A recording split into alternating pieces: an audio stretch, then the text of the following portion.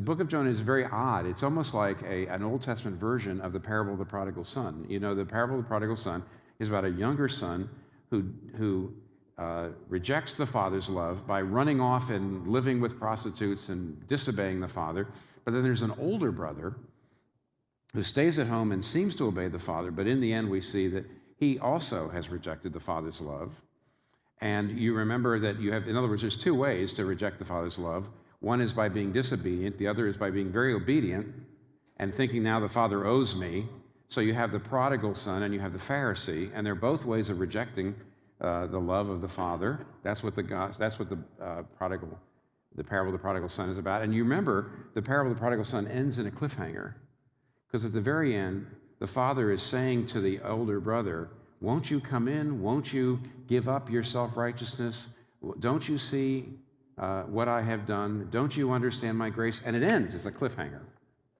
The book of Jonah, many people have pointed out, is exactly the same kind of story. Some people even thought that Jesus, when he created the parable of the prodigal son, was looking at the book of Jonah. Because the first two chapters, Jonah is the younger brother. God asks him to do something, and he disobeys, and he runs away. The second half of the book of Jonah, he's the elder brother.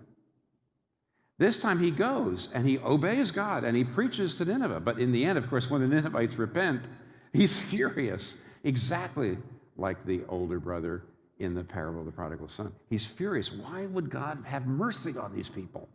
And it ends with God looking at Jonah and saying, shouldn't I have mercy? Shouldn't I have mercy on 120,000 people who don't know their right hand from their left? So you see how remarkable the parallels between the parable of the prodigal son in the New Testament and the parable of the prodigal prophet in the Old Testament, in which case Jonah plays both roles.